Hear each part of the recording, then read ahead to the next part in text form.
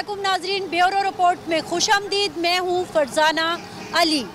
नाजरीन, जिस तरह आपने देखा कि 2019 खैबर पख्तूनख्वा के लिए पोलियो के हवाले से बहुत ही ख़तरनाक साल साबित हुआ, क्योंकि हम पोलियो को एरेडिकेट करने की तरफ जा रहे थे और एकदम से ऐसा रिवर्स गियर लगा कि पोलियो केसेस की तादाद में अचानक बहुत इजाफा हो गया।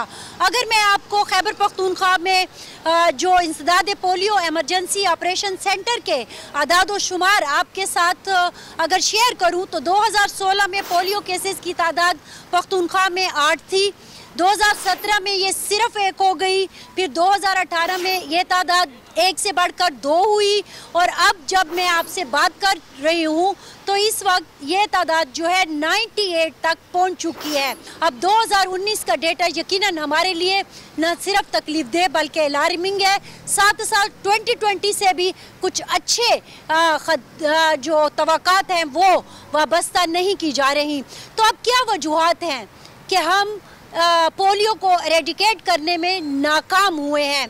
यकीनन उसकी बहुत सारी वजूहात हैं। हम जो मुतलका हुकाम हैं उनसे भी आपकी बात करवाएंगे, साथ ही साथ हम कोशिश करेंगे कि एक फील्ड ऑफिसर जो कि आजकल हम कहते हैं कि मुहाफिज के तौर पर आपके घरों में आता है, आपके बच्चों की सेहत का मुहाफिज, उससे लोग किस तरह पेश आते हैं ये भी हम आज के प्रोग्राम में आपको दिखाएंगे कि वो लोग जो आपके बच्चों को माजूरी से, अपाजी से बचाना चाहते हैं, आप उनके साथ क्या करते हैं ये भी आज के प्रोग्राम में हम आपको दिखाएंगे और फिर यकीनन आपकी इन सारे सवालों का जवाब जानने की कोशिश करेंगे कि 2020 हमारे लिए कैसा रहेगा और 2019 इतना मुश्किल क्यों साबित हुआ। ये सारी बातें हम करेंगे आज के प्रोग्राम में, हमारे साथ रहिएगा।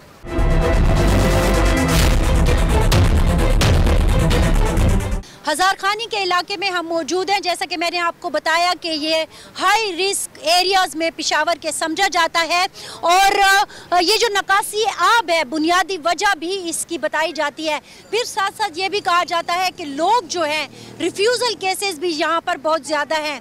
यहाँ पर कुछ लोग हमारे साथ हज़ार खानी के मौजूद हैं, इनसे बात करते हैं। आपका नाम? इमदाद अब्बास जी।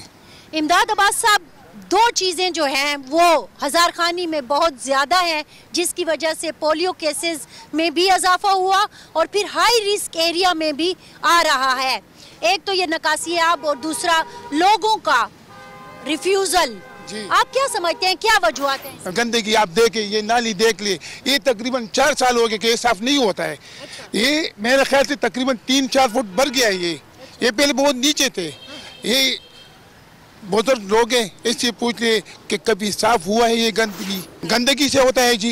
ये गंदगी जब साफ होती है ना, ये पोलियो वायरस सब खत्म हो जाएगा जी। अच्छा। अगर ये हो ना तो पोलियो कभी नहीं खत्म होता है। अच्छा, इमदाद साहब का ख्याल है कि ये गंदगी की वजह से ये मामला है? ये ठीक बोलता है। अच्छा। बिल्कुल ठीक बोलता है। गंदगी बहुत ज्यादा है, काम बिल्कुल स्लो है, नहीं करता है काम। अब ये बताइए कि ये भी एक मसला है हमारे पख्तूनख्वा में कि लोग अपने बच्चों को इंसदाद पोलियो के कतरे नहीं पिलाते। नहीं, उन तो चलता है, पिलाता है।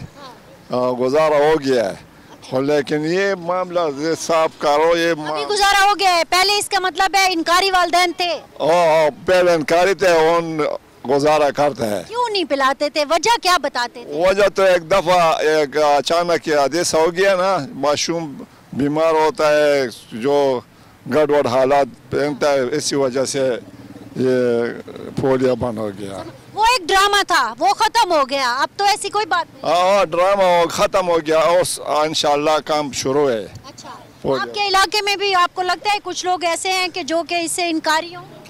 नहीं, इसमें इनकारी लोग नहीं। इंशाल्लाह हम भी मदद करते हैं कंपनी वाला से और कार ठीक रवाना हो गया। अच्छा, जो इनकारी हैं वो क्यों इनकारी है? लोग डराते हैं इसको, ये अच्छा नहीं है, मत डालो, लोग डराते हैं। ये कौन लोग हैं? बस आवाम में पता नहीं कौन से प्रोपेगेंडा करता है बस। आपको भी कभी किसी ने ऐसा प्रोपेगेंडा करने की कोशिश की? नहीं, मैंने नहीं कि मैंने सुना है। अच्छा, नहीं, आपको भी कोई कहता है ये बातें? नहीं, मुझे नहीं कि मैंने सुना है, बस सुना है। आपने सुना है? हाँ जी, सुना है। अच्छा, किस किस्म की बातें करते हैं? बस एक बात ही कर रही है, ठीक नहीं है, मत डालो, ऐसे ऐसे वैसे बातें करते हैं बस, और कुछ नहीं है।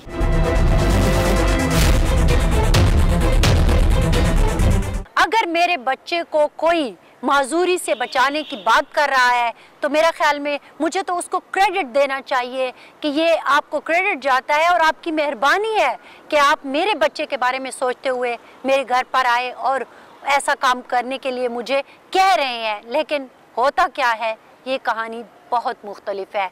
हमारे लोगों की क्या मेंटालिटी है और वो क्या सोचते हैं और क्या क्या उनकी डिमांड्स होती हैं, ये सारा कुछ जानने के लिए इस वक्त हम एक फील्ड वर्कर के साथ मौजूद हैं। हम उनकी जो आइडेंटिटी है वो आपको नहीं बताएंगे, उनकी क्या मुश्किलात हैं ये उनसे जानने की कोशिश करते हैं। बहुत शुक्रिया, आपको सबसे पहले तो क्रेडिट देना चाहेंगे कि आप कई सालों से ये एक नेक काम जो है वो कर रही हैं। Thank you. लोगों के साथ जब आपका मुकालमा होता है, जब एक घर में आप जाती हैं, नॉक करती हैं, तो किस किस्म का मुकालमा होता है आपका? देखिए, जब सबसे पहले हम जाते हैं तो नॉक करते हैं। अब तो हमने अपनी वो डिजिग्नेशन भी चेंज कर ली ना। पहले तो लोग कहते हैं कि पोलियो वाले आ गए, अब हम कहते हैं कि नहीं, हम सेहत मुहाफिज हैं। लेकिन जैसे ही वो लोग हमारे चेहरे देख लेते हैं तो उनके चेहरे जो हैं वो बिगड़ जाते हैं। वो लोग यही कह रहे हैं कि आप लोग जो है सिर्फ इस चीज़ पे इतना फोकस क्यों कर रहे हो। उनके मिसकंसेप्शन यहाँ पे बहुत ज़्यादा है। मीन्स कि ये अमरीकियों का कोई साजिश है, या इस वैक्सीन में जो है हराम कुछ है, या इस वैक्सीन में ऐसे कुछ हार्मोन्स है जिसकी वजह से जो है हमारी नस्ल जो है वो आगे नहीं बढ़ेगी। मीन्स के डिफरेंट क्वेश्चंस है। दूसरा उनका ये होता है कि डिमांडिंग रिफ्यूज़ल होते हैं, वो फिर हमसे डिमांड करते हैं। अच्छा, इलेक्ट्रिसिटी नहीं है, हमें इलेक्ट्रिसिटी चाहिए, ये दीवार जो है ये आप इसको मेरे लिए ठीक करें। मेरे घर में जो है घी नहीं है, आटा नहीं है, आप वो लेके आएँ। दिन ब दिन जो है हर चीज़ महंगी हो रही है, आप जो है अपनी हुकूमत को कहें कि महंगाई कम करें। तो इस तरह के जो है फिर वो डिमांडिंग रिफ्यूज़ल में हमारे पास जो है वो आ जाते हैं। अच्छा, तो ये जो डिमांडिंग रिफ्यूज़ल या मिसकंसेप्शन वाले रिफ्यूज़ल, ये एरिया टू एरिया वेरी करते हैं क्या? जी, एरिया टू एरिया ये वेरी करते हैं। फॉर एग्ज़ाम्पल हमारे जो है यहाँ पे पेशावर में ये जो विलेज के एरियाज़ हैं, तो वो लोग ज़्यादा डिमांड जो करते हैं, मीन्स के पूरे गांव जो हैं वो इसी वजह से रिफ्यूज़ करते हैं कि यहाँ पे बिजली नहीं है, या गर्मियों में बिल्कुल बिजली आती नहीं है, तो हमारे लिए बिजली ठीक करें। तो ये यहाँ पेशावर में जो पढ़े लिखे लोग हैं वो लोग जो हैं उनका ज़्यादातर मिसकंसेप्शन होता है। मीन्स के उन लोग यही कहते हैं कि इसमें कुछ हराम है, या इसमें जो है मीन्स दैट कि हमारे बच्चे जो हैं नस्ल जो है वो हमारी नहीं बढ़ेगी। तो ये हर इलाके के रिफ्यूज़ल जो हैं वो दूसरे इलाके के रिफ्यूज़ल से डिफरेंट होते हैं। अच्छा, आप तो काफ़ी अर्से से, तकरीबन 7-8 साल हो गए या शायद इससे भी ज़्यादा कि आप इस फील्ड से वाबस्ता हैं, तो वक्त के साथ साथ आपको सिचुएशन जो है वो अच्छी होती हुई दिखाई दी है या वर्स की तरफ हम जा रहे हैं? देखिए, हम 2019 अप्रैल तक जो थे हमारे रिफ्यूज़ल में काफ़ी डाउनफॉल आ चुकी थी, लेकिन फिर अप्रैल इंसिडेंट के बाद जो है हमारे रिफ्यूज़ल वो बिल्कुल पीक पे पहुंच चुके हैं। मींस के अब जो है इतना ज़्यादा अप्रैल से लेके आज तक हम लोगों ने इतना ज़्यादा काम किया, लेकिन अभी पेशावर डिस्ट्रिक्ट में जो है 38,000 से ज़्यादा रिफ्यूज़ल है। सो हमने जितना काम किया था वो एक ही झटके की वजह से हमारा सारा काम जो है वो नीचे बैठ गया। तो अब हम दोबारा से जो है मीन्स के सिरे से हमने अब अपना काम शुरू किया है। आपको क्या हिदायत दी जाती हैं कि ऐसी सूरत में आपने क्या करना है? खामोशी से वापस आ जाते हैं या उन्हें कन्विंस करने की कोशिश करते हैं? इस टाइम जो है हम कम्युनिकेशन पे बहुत ज़्यादा फोकस हमारा है और हम काम भी कर रहे हैं। तो इसमें ये होता है कि हम फर्स्ट विजिट में जाते हैं, वो लोग हमारे लिए दरवाज़ा नहीं खोलते हैं। सेकंड विजिट में जाते हैं तो तब भी नहीं खोलते। थर्ड विजिट पे वो दरवाज़ा खोल लेते हैं। फिर फोर्थ विजिट पे वो हमें सलाम करते हैं। तो हम जब इतनी फ्रीक्वेंटली जाते हैं तो हमारा उनके साथ एक रिश्ता सा बन जाता है। तो इस वजह से भी हमारे काफ़ी रिफ्यूज़ल जो है वो कवर हो जाते हैं। कभी ऐसा लगा कि मेरे मुंह के ऊपर किसी ने दरवाज़ा बंद कर दिया, या ये क्या कर रही हूँ मैं, मतलब आप एक खातून होने के नाते ये जो मुश्किलात है? अप्रैल कैंपेन के बाद जो है हर घर में हमारे मुंह पे दरवाज़ा बंद होता था। मीन्स के अप्रैल के बाद हम फिर जब अगस्त में गए तो हमने बहुत ज़्यादा काम किया था। अप्रैल से लेके अगस्त तक एक एक घर को हमने विज़िट किया था और तकरीबन तमाम के तमाम लोग, कोई भी विलिंग नहीं था। तो वो हमारे लिए बहुत मुश्किल था। एक खातून फील्ड वर्कर और एक मर्द फील्ड वर्कर में क्या आप समझते हैं कि किसका काम ज़्यादा मुश्किल है? मेरे ख्याल में मर्द के लिए मुश्किल है। अच्छा, हाँ जी, क्योंकि खातून के ये होता है कि वो अंदर घर के अंदर जा सकती हैं, वो मदर को कन्विंस कर सकती हैं, हमारे मर्द हजरात जो हैं वो यहाँ पे फैमिली मीन्स के किसी की वाइफ के साथ बात नहीं कर सकता, वो सिर्फ जाता है कि मर्द हैं, वो कहते हैं कि नहीं है, बस वो चले जाते हैं। सो फीमेल होने का ये है कि हम वहाँ जाते हैं, उनके साथ बातें करते हैं, उनकी मेंटेलिटी को समझते हैं कि ये जो है ये अब कपड़ों के बारे में बात करेंगे, मीन्स कि वो लोग जिस किस्म के होते हैं हम उसी तरह जो है उसी सांचे में अपने आप को डाल लेते हैं। अच्छा, फिर उसी के मुताबिक उनसे बात करते हैं, तो फिर जब बात करेंगे तो बात बनेगी ना, तो बातों बातों में जो है हम उनको कन्विंस कर लेते हैं। अच्छा, और ये है कि हमसे जो है वो बच्चे फिर चुपते नहीं है, मीन्स कि अगर कोई हमसे छुपाए भी ना तो हमें पता चल जाता है कि हाँ ये बच्चों के कपड़े जो हैं वो हैंग किए हुए हैं, नहीं आपके घर में बच्चे हैं, या फॉर एग्जांपल बच्चे की वो आवाज़ें हमें आ रही होती हैं तो हम देख लेते हैं कि हाँ हैं। मर्द के लिए होता है कि वो फिर इस तरह जो है वो मिस्ड बच्चे को वो निकाल नहीं सकता। दिन में आप कितने घर कवर कर लेती हैं अमूमन? कैंपेन के दौरान जो है हम तकरीबन 60-65 घर जो है वो विजिट करते हैं। 60-65 रोजाना के हिसाब से? जी रोजाना। 5 दिन हमारे कैंपेन होते तो हम तकरीबन 60-65 घर विजिट करते हैं, और फिर उसके बाद 2 दिन कैचअप डेज, मीन्स कि हमसे जो बच्चे रह जाते हैं तो फिर दोबारा हम उन 2 दिनों में उन बच्चों को फिर विजिट करते हैं। ठीक है। और अपने ये जो इतने साल आपने गुजारे, कोई ऐसा वाकया जो आपको बहुत अजीब सा लगा हो हमारे साथ? अगर, क्योंकि मैं चाह रही हूँ ना, आपके साथ इंटरव्यू का मकसद ये है कि लोगों को आगाही मिले कि आप जो अपने बच्चे, आपके माशाल्लाह बता रही हैं कि आपके अपने भी बच्चे हैं, घर है, फैमिली है, छोड़ के दूसरों के बच्चों की फिक्र कर रही हैं, तो उन पर क्या गुजरती है इस फील्ड में, तो वो छोटा सा और वो मकालमे की जो नवीयत है वो किस तरह से होती है। बुनियादी मकसद यही था आप तक आने का। तो कोई ऐसा वाकया जो आप हमारे साथ शेयर करना चाहें कि आपको लगा कि यार ये क्या हो गया? एक दफ़ा इस तरह था कि मेरे अपने घर में मेरे बच्चे बीमार थे और मैं उनको छोड़ के गई हूँ। तो अब मैं जैसे ही फील्ड में गई हूँ, घर विज़िट करने के लिए गई हूँ, तो मुझे कोई भी दरवाज़ा नहीं खोल रहा था और मेरा दिल जो था वो मेरे अपने बच्चे के साथ अटका हुआ था। तो उस दिन मैं खूब रोई भी हूँ कि हम जो है काम मीन्स कि आप लोगों के लिए कर रहे हैं, तो आप लोगों को समझ क्यों नहीं आ रही। अक्सर जब मुझे पता चलता है कि ये फ़लाना बच्चा जो है वो अपाहिज हो गया पोलियो की वजह से, तो मैं फिर ये सोचती हूँ कि हम जो है, मैं खुद 5 मिनट्स के लिए एक टांग पे खड़ी नहीं हो सकती क्योंकि फिर मैं गिर जाती हूँ। तो ये बच्चा जो है ये सारी उम्र के लिए इस एक टांग पे खड़ा होगा, तो इन फैमिलीज़ जो है या इन मदर्स को इनको समझ क्यों नहीं आती। क्या ज़रूरी है हमारे लिए कि हमारे अपने घर में एक तजुर्बा हो, हमारे अपने घर में एक अपाहिज बच्चा हो। सो इस चीज़ पे मेरा दिल बहुत ज़्यादा खफा होता है। ठीक है, बहुत शुक्रिया आपका।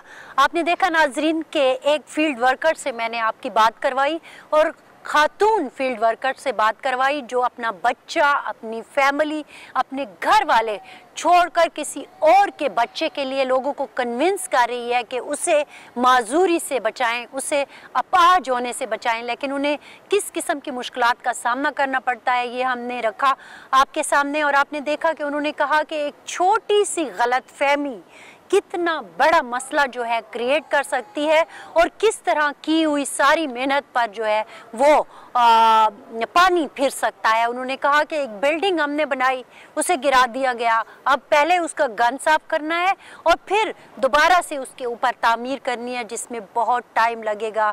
और इस टाइम में अगर आपके बच्चे को कुछ हो गया या उसके साथ कोई मसला हो गया और वो अपाहिजी की तरफ चला गया, माजूरी की तरफ चला गया, तो सोचें कितना नुकसान हो जाएगा। तो इनकी बात सुनिए, इनकी बात पर तवज्जो दीजिए। ये आपके बच्चों के लिए अपने बच्चों को छोड़कर बाहर निकली हैं, तो इनको तवज्जो दीजिए क्योंकि इसी तरह हमने इस पोलियो से छुटकारा हासिल करना है। हमारा प्रोग्राम अभी जारी है, हमारे साथ रहिएगा।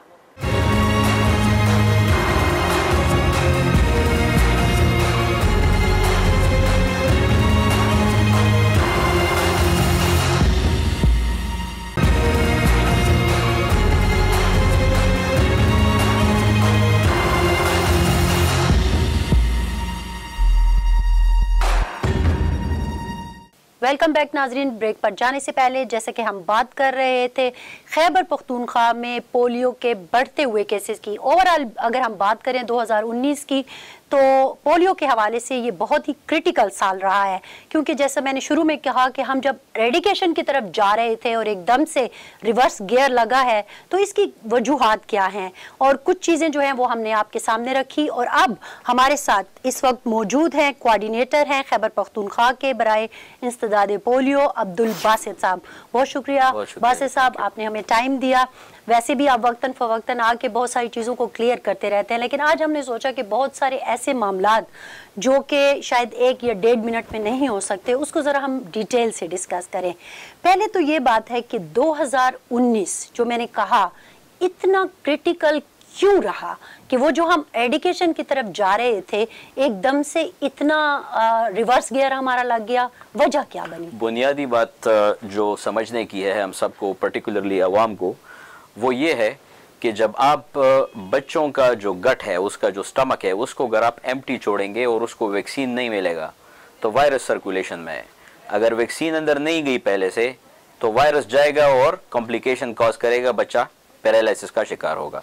तो सबसे बुनियादी बात यह है 2019 में कि हमारी कैंपेन्स मुख्तलिफ वजूहात की बिना पर इतनी ऑप्टिमल नहीं रही कि हम हर 100 में से 95 बच्चा, जो हमारे प्रोग्राम का बेंचमार्क है, एक अच्छी कैंपेन हम उसको कहते हैं जिसमें हम 95% कवरेज कर लें। ठीक है, 95% कवरेजेस नहीं हुई, ठीक है जी। और अगर हुई भी तो ऑन पेपर हुई और इन रियलिटी नहीं हुई। क्यों? सब स्टैंडर्ड, उसकी बड़ी वजूहत है। हमारी जो सबसे मेजर प्रॉब्लम हमारे मुल्क का और बिलखुसूस केपी का, वो ये है कि हमारे यहाँ मिसकंसेप्शंस और रिफ्यूजिंग पेरेंट्स हैं, ठीक है जी। सिविलाइज कंट्रीज जो हैं उन्होंने अगर पोलियो एराडिकेट किया है तो वहां पर लोगों का जो माइंडसेट है वो हमारे लोगों के माइंडसेट से बहुत ज्यादा डिफरेंट है। सिविलाइज कंट्रीज में अगर आप उनकी हिस्ट्री उठाकर देख लें, 1950 ऑनवर्ड्स अमेरिका जैसे मुल्क में लोग मरते थे पोलियो से, एक वक्त था। फिर उनको गवर्नमेंट ने सेंसिटाइज किया। सेंसिटाइजेशन जब हो गई तो फिर वो लोग हेल्थ फैसिलिटीज और हॉस्पिटल के सामने कतार में लगे और कतार में लगकर उन्होंने अपने बच्चों को और ये खुद अपने ये कतरे उन्होंने पिए। हमारा डायलेमा क्या है कि हम 22-25 साल के बाद अपनी अवाम को समझाने, ये बात हमारी अवाम समझने से कासिर है कि ये कतरे उनके बच्चों के लिए कितने इंपॉर्टेंट है, और हमें घर घर जाकर तो यही जो है तमाम कॉम्प्लिकेशन की जड़ जो है वो ये रिफ्यूजल है। सर, अब एक मैं थोड़ा सा मैं आपको रोकती हूँ। आप कह रहे हो कि पेरेंट्स में जो एक कंफ्यूजन है या मिसकंसेप्शन है, गलतफहमियों का वो शिकार है। जो 2016 का डेटा मेरे पास है, हम 8 पे गए थे, 2017 में हम 1 पे आ जाते हैं। वही पेरेंट्स है, वही पख्तूनख्वा है, वही ट्राइबल अजला है, ठीक है। हम 1 पे जाके एकदम अभी हम बात कर रहे हैं, पता नहीं कल क्या हो जाए, 98 पर हम आ चुके हैं। तो माहौल ना बदला, ना लोग बदले, ना पख्तूनख्वा बदला, हुआ क्या? साइंटिफिकली अगर आप देखें जी, तो प्रोग्राम के अंदर एरेडिकेशन या मुकम्मल सक्सेस तब होगा हमारे लिए एक केस की मौजूदगी जो है उतनी ही खतरनाक है जितने 90 केसेस की, ठीक है जी। एक बात तो ये समझने की है। दूसरे, आपको उन तमाम आउटसाइड इन्फ्लुएंसेस जो कि 2019 में असरअंदाज हुए इस प्रोग्राम के ऊपर, वो तमाम जहन में रखने होंगे कि जिसकी वजह से आपकी कैंपेन की क्वालिटी नीचे गई। आप 2016 और 17 को कंपैरेटिवली अच्छा साल कह सकते हैं, मगर मुकम्मल कामयाबी पोलियो के हिसाब से तब होगी जब आप तमाम केसेस को खत्म करके इसको 0 पे ले आएं और 3 साल आप इसको 0 पे रखें, तब यूएन और WHO आपको सर्टिफाई करता है पोलियो फ्री। लेकिन तो सर, मैं अभी भी कंफ्यूजन में हूँ ना सर। लोग पूछते हैं हमसे, आप कह रहे हैं कि 2019, मैं समझती हूँ 2017 अमन के लिहाज से या ओवरऑल कंपैरेटिवली अच्छा था, 2018 उससे ज्यादा अच्छा था, 2019 उससे ज्यादा अच्छा था। फिर हुआ क्या? वो जो आप कह रहे हो कि आपकी रुकावट क्या थी 2019? आपको याद होगा 22 अप्रैल 2019 का वाकया। मैं आपके सामने कुछ फिगर्स रखता हूं जिससे आपको अंदाजा हो जाएगा कि हमारे रिफ्यूजल का ट्रेंड जो है वो किस हिसाब से बढ़ा है। जनवरी 2019 के फिगर्स अगर मैं आपके साथ शेयर करूं रिफ्यूजल के, तो हमारे सूबे में जनवरी में रिफ्यूजल जो थे वो सिर्फ 8,688 थे, क्योंकि आपकी बात कि अमन का साल था, सब कुछ ठीक ठाक चल रहा था और हम उम्मीद कर रहे थे कि eradication. All of a sudden बीच में अप्रैल में आपके साथ एक वाकया हो जाता है। उस वाकये की वजह से हमारा जो रिफ्यूजल था वो शूट कर गया 6,94,984 पे।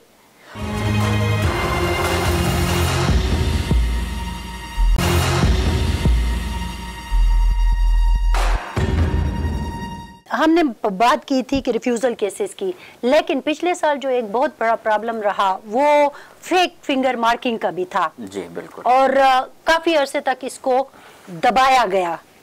अगर हम 2019 के मिड की बात करें या स्टार्ट की बात करें तो बारहा मीटिंग में जाहिर है सोर्सेज ये भी बताते थे कि मीटिंग्स में इस मसले को कहा जाता था कि फेक फिंगर मार्किंग हो रही है, लेकिन जो मौसूफ यहाँ पर थे बड़े उन्होंने वो इस चीज़ को डिले करते रहे, जो कि आखिर में आपके सामने एक बहुत बड़ा मसला बन के सामने आया। अब सिचुएशन क्या है? देखें, फेक फिंगर मार्किंग अब भी मसला है। अच्छा, 100% फेक फिंगर मार्किंग को प्रोग्राम ने अभी तक इरेडिकेट नहीं किया और ये through out the country different जगहों से रिपोर्ट हो रहा है। और लेकिन ये बात है, अच्छी बात, अगस्त और अब के बीच में जो बेहतरी आई है वो मैं आपके साथ और आपके कैमरे के थ्रू आवाम के साथ शेयर करना ये चाहूंगा कि हमारे workers as compare to past, as compare to अगस्त, हमारे वर्कर्स ज्यादा सच बोलने लग गए हैं। क्योंकि और उसकी वजह यह है कि उनके ऊपर से हमने वो जो रिफ्यूजल कन्वर्जन वाला प्रेशर था वो हटा दिया है। अच्छा, हमारा वर्कर जो है, front line worker, he or she is not suppose to cover the refusal now. अब रिफ्यूजल के लिए रिफ्यूजल कन्वर्जन कमिटीज बनी हैं हर डिस्ट्रिक्ट के अंदर, जिसमें हमारे रेवेन्यू का बंदा होता है, जिसमें हमारे डिस्ट्रिक्ट एडमिनिस्ट्रेशन का बंदा होता है, हमारा वहां पर जो डिस्ट्रिक्ट खतीब होता है वो होता है, उसके अलावा पुलिस के लोग होते हैं। पहले ये मसला होता था कि हमारा वर्कर अगर किसी फैमिली के पीछे जाता था रिफ्यूजल को कन्वर्ट करने के लिए तो वो तो पिलवा तो देते थे प्रेशर की वजह से, लेकिन फिर वो जो वर्कर होता था उसके पीछे वो लोग आते थे और उसको तंग करते थे। काफी मसाइल बने और फिर जरगे हुए और हमने बड़े मुश्किलों से अपने वर्कर की जान छोड़ाई उन लोगों से। तो हमें ये रियलाइज हुआ कि ये बेचारा फ्रंट लाइन वर्कर जो है इसके जिम्मे ये काम नहीं लगाना चाहिए, ये तो बड़े लोगों का काम है। तो अब हमने उसके लिए रिफ्यूजल कन्वर्जन कमिटीज बनाई हैं। तो प्रेशर जब हट गया वर्कर के ऊपर से तो उसने फेक फिंगर मार्किंग और रिफ्यूजल को उसने रिपोर्ट करना शुरू कर दिया। तो अब एटलीस्ट प्रोग्राम को पता चल रहा है कि कौन रिफ्यूजल है और कौन एनए है। तो ये सही इंफॉर्मेशन अब जो आ रही है, पहली चीज जो होती है वो सही डेटा का आना होता है, तो अकॉर्डिंगली फिर आप सोल्यूशन उसके लिए निकाल सकते हैं। पहले तो ये है कि आप चीज को रियलाइज करें कि आपका इशू है। एग्जैक्टली। और जब तक रियलाइजेशन नहीं होगी तो आप उसको सॉल्व नहीं करेंगे। चलो अच्छा हुआ कि रियलाइजेशन हुई। ये फेक फिंगर मार्किंग के कुछ डेटा आप शेयर कर सकते हैं कि हाँ इतना था और उसको बढ़ा चढ़ा कर बयान किया गया? देखें, हमारा जो मॉनिटरिंग का सिस्टम है इसके हर कैंपेन के दौरान हम दो तरह की मॉनिटरिंग करते हैं। हम इंट्रा कैंपेन मॉनिटरिंग करते हैं, यानी जो टीम जा रही होती है उसके पीछे पीछे हमारे टीटीएम टेम्पररी तहसील मॉनिटर जिसको हम कहते हैं वो ट्रेवल कर रहे होते हैं। सपोज अगर हमारी एक टीम ने 100 हाउस होल्ड कवर किए हैं, 100 घर कवर किए हैं, तो उस 100 में से रोजाना ये जो है 2 या 3 क्लस्टर लेता है और एक क्लस्टर के अंदर 7 घर होते हैं। तो उसने अगर 2 क्लस्टर भी लिए हैं तो 100 में से 14 घर ये देख के हमें बता के आता है कि कितने बच्चे जो हैं इसने एक्चुअली वैक्सीनेट कराए हैं, कितने बच्चे एक्चुअली इससे मिस हुए, कितने बच्चे एक्चुअली इसने रॉन्गली रिपोर्ट कराए। तो वो डेटा हमारे पास आ रहा है और वो डेटा अनफॉर्चुनेटली जो है हमारे मोर और लेस तमाम डिस्ट्रिक्टों से रिपोर्ट हो रहा है। सही। तमाम डिस्ट्रिक्टों से। लेकिन अच्छी बात यह है कि वो हमारे सामने आ रहा है और वो जो है रोजाना की हमारी जो इवनिंग रिव्यू मीटिंग होती है, हर शाम को हमारा डीसी जो है वो बैठता है हर डिस्ट्रिक्ट के अंदर और फिर जिन लोगों ने मॉनिटरिंग की होती है उसके सामने वो डेटा रखते हैं कि हमारी टीम तो ये कहती है कि हमने इतने बच्चे कवर किए हैं, मेरी रीडिंग ये है कि इतने बच्चे कवर किए हैं। तो फिर उसी दिन हम उस एरिया या अगले दिन उसी में हम स्वीप रेकमेंड कराते हैं। अच्छा। उस इलाके को दोबारा से स्वीप किया जाता है। तो ये इस तरह ये हिसाब चलता रहता है तमाम 5 के 5 या 7 दिन जितनी हमारी कैंपेन होती है। तो at the end of the day हमारी जो सिफ्टिंग का तरीका है, फिल्टर होने का तरीका है फेक फिंगर मार्किंग का या फज डेटा का, as compare to the past वो बहुत कम है। लेकिन प्रॉब्लम अब भी है और जल्दी खत्म होने का नहीं है। It is going to take time. दिसंबर के जो आपने रिफ्यूजल हमारे साथ अगर एक बार फिर शेयर, हमारा अभी जो दिसंबर की जो हमारी अभी कैंपेन हुई है एनआईडी जो कि पूरे मुल्की लेवल में हुई थी, हमारे केपी के रिफ्यूजल जो हैं वो सिर्फ 71,520 हैं। लोगों की मुख्तलिफ तरह की मिसकंसेप्शंस हैं, आपने भी एनकाउंटर की होंगी फील्ड में, वैक्सीन रिलेटेड मिसकंसेप्शन है, रिलीजियस मिसकंसेप्शन बताइए हमने लोगों को। जी, बिल्कुल। और इसमें सबसे बड़ा रोल जो है वो मीडिया का है, क्योंकि मीडिया मैं समझता हूँ वो वाहिद टूल है जिसके जरिए हम जो कहते हैं वो आसान अल्फाज में हम पहुंचा सकते हैं अपने अवाम तक। तो अवाम से अपील मेरी ये है कि ये साइंटिफिकली सेफ है। ठीक है।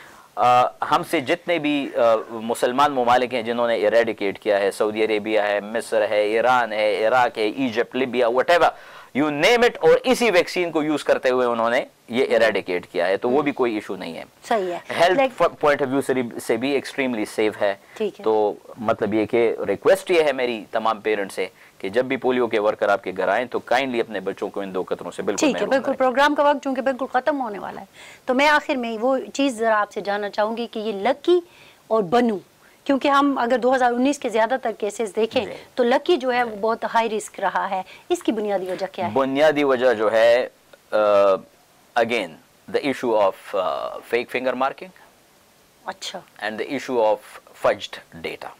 अच्छा, क्योंकि जब वायरस आ जाता है तो फिर आप चाहे जो भी मर्जी फिगर कोड कर लें, when once virus comes out in open, it puts in the background whatever claims you have made. 32 cases बनू से हमारे जो लकी से जो हमारे केसेस हैं वो 32 हैं, और बनू से जो हमारे केसेस हैं 26।